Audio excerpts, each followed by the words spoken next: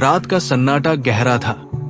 हल्की रोशनी से नहाया कमरा और बीच में बैठा एक साधक गहरे ध्यान में लीन। उसकी सांसें भैरवाय नमः के मंत्र के साथ तालमेल बिठा रही थी। हर श्वास के साथ सामने रखी तस्वीर में भैरव की प्रचंड छवि उभरने लगी।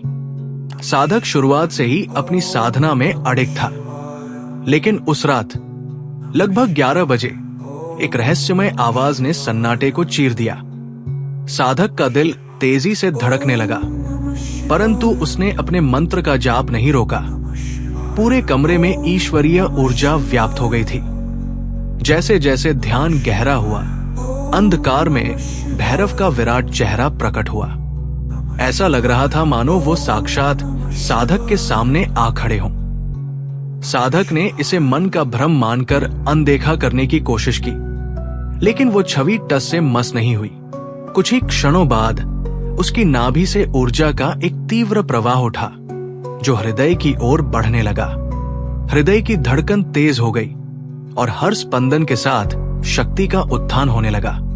जैसे ही ये ऊर्जा हृदय तक पहुंची, साधक की चेतना का विस्तार हुआ। उसकी जागरूकता का स्तर बदल गया।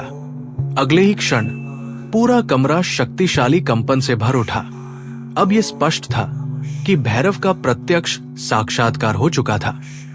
अब समय था भैरव साधना के विभिन्न चरणों पर चर्चा करने का। भैरव साधना में कई चरण होते हैं। शुरुआत में साधारण विधि से आरंभ कर ये मंत्र जाप, देवता ध्यान, आवाहन और भोग तक पहुंचती है।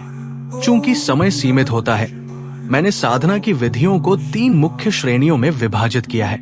अत्यावश्यक श्रेणी, वे विधियां जो साधना की सफलता के लिए अनिवार्य है। संशोधन योग, ऐसी विधियां जिनमें कुछ बदलाव के साथ साधना का पूर्ण फल प्राप्त किया जा सकता है। छोड़ने योग्य श्रेणी, वे विधियां जिन्हें समय की कमी के कारण छोड़ा जा सकता है। सबसे पहले बात करते हैं आचमन विधि की।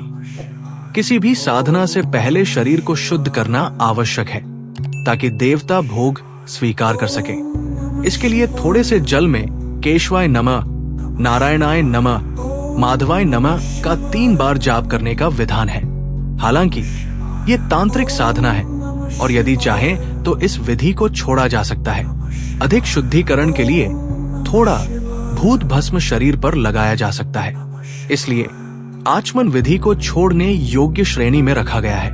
गुरु के बिना साधना में सफलता कठिन होती है, लेकिन यदि गुरु उपलब्ध न हो तो शिव का एक विशेष मंत्र है जो इस कमी को पूरा करता है। मंत्र नमः शिवाय गुरुवे सच्चिदानंद मूर्तये निप्र पंच तत्व निर्मलाय तेज से। मंत्र जाप से पहले माला को शिव को अर्पित करें और फिर इस मंत्र का 11 बार जाप करें। ये साधना में पूर्ण फल प्राप्त करने में सहायक होता है। यदि साधना में कोई त्रुटि हो जाए तो शिव स्वयं रक्षा करते हैं। इसे संशोधन योग श्रेणी में रखा जाएगा।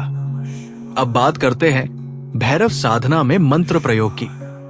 भैरवाय नमः ये नाम जप मंत्र है।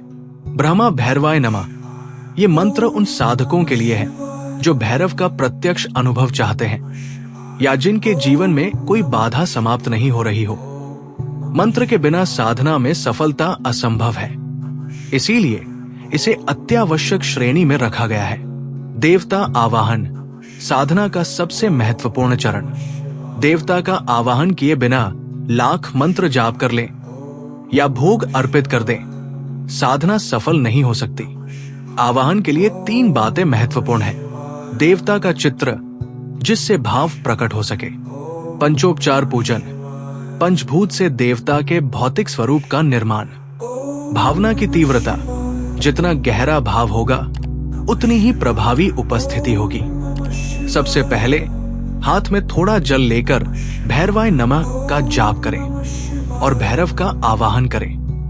जल चरणों में अर्पित करें और अपनी अनामिका उंगली से चरणों को स्पर्श कर ये भावना करें कि आप उनके चरणों को स्वच्छ कर रहे हैं। इसके बाद जल स्नान कराएं, फिर अग्नि स्नान के लिए तिल के तेल का दीपक जलाएं। घी का प्रयोग वर्जित है। अब भैरव को पुष्प आसन अर्पित करें। हाथ में सफेद पुष्प लेकर भैरवाय नमः का जाप करते हुए मन में भावना करें कि हे भैरव, ये आपका आसन है, कृपया इसे स्वीकार करें। अब बारी है गंध की। इसके लिए चंदन या धूप का प्रयोग करें, लेकिन ध्यान रहे कि स्टिक वाली अगरबत्ती का प्रयोग वर्जित है। इसके बजाय धूप की अगरबत्ती का उपयोग करें। अंत में भोग अर्पित करें। भोग में गुड़ मिला जल, फूला चना या जलेबी दे सकते हैं।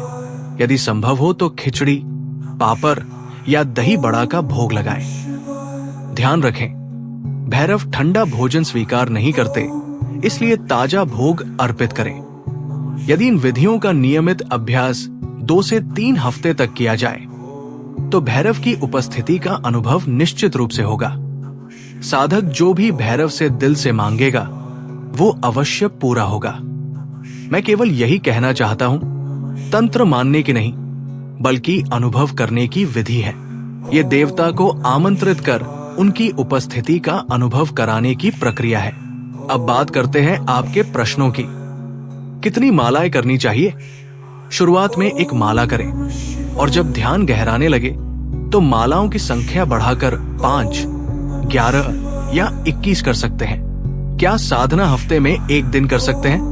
हाँ, रविवार को शाम 4 बजे से 6 के बीच साधना की जा सकती है।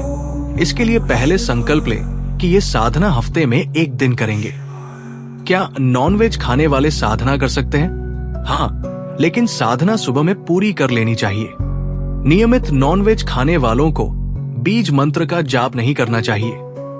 भैरव साधना के लाभ: शक्ति का एहसास, चारों ओर शक्ति का अनुभव होगा। भय का नाश, काल्पनिक और वास्तविक भय समाप्त होंगे।